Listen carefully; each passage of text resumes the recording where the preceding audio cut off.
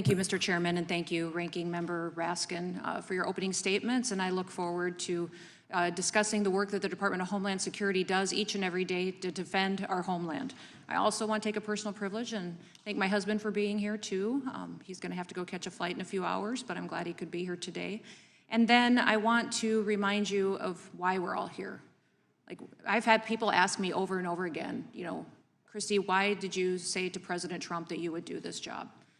And I said, because this is going to be a difficult job. It's going to be a hard job.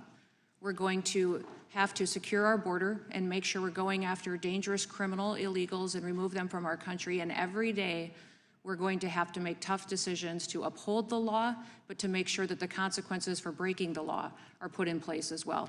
The one thing I would say is I wasn't quite prepared for was the heartbreaking stories I would hear.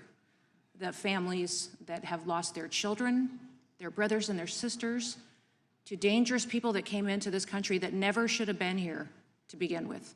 They never should have been here, and then they perpetuated violent crimes against these people. I heard one story, I'll never forget hearing Rachel Morin's mom tell the story of how she was killed.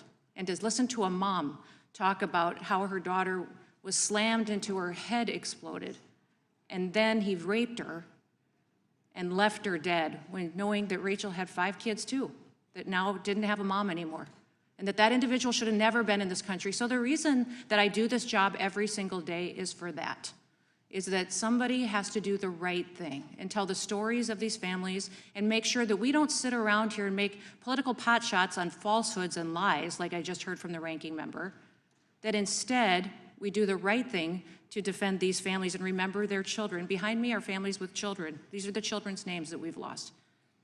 Weston Funder, Megan Booz, Carlos Wolf, Sander Cohen, Ryan Lang, Drew Swan, Sydney Shurkin, Jesse Bira, Heaven Lee Nelson, Dana and Ricky Keem, Austin Babcock, Michael Bowden, Logan Harris, Leo Toe, Haley King, Rain Reese, Wesley Green, Krisha Odette, and we are still very blessed to have little Miss Delilah with us.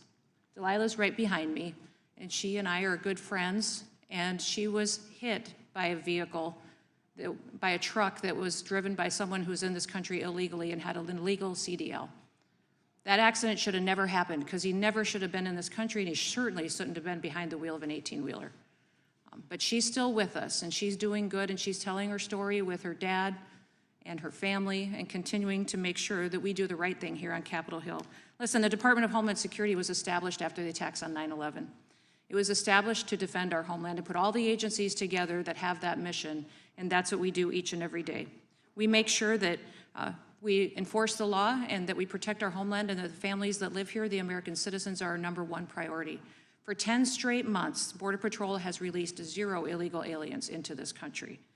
In President Trump's first historic year back in office, over 3 million illegal aliens have left our country. We've arrested 700,000 of them and detained them and removed them from the country, but over 2.2 million of them left voluntarily. You know why? Because we told them to.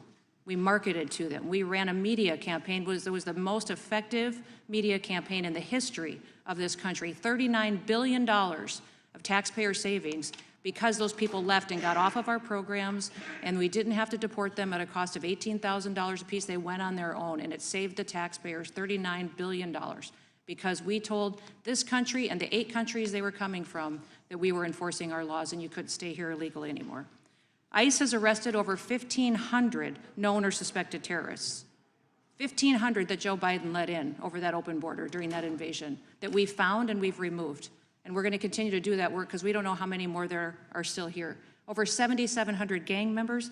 And Mr. Chairman, Joe Biden lost 450,000 children that they allowed the cartels to traffic over the border. They used them, they abused them, they put them with government sponsors and paid government sponsors to abuse them and traffic them.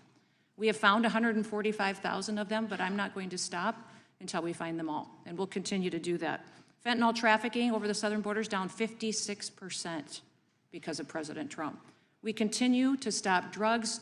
1.7 lethal doses of drugs have been stopped from coming into our country in the last year.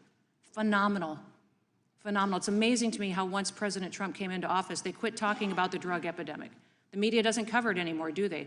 That's because there's 1.7 billion people that are still alive today in this world because we've stopped them. And that invasion over the southern border made those cartels rich. You want to know why they're so sophisticated now, why they have high-tech weapons, why they have drones, why they're able to be so successful? Is because they were allowed to do whatever they wanted to for 4 years.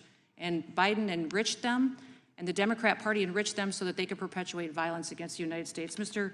Chairman, I could go on, but I will look forward to the conversation today, and I look forward to continuing to fight for America. Thank you. I yield back.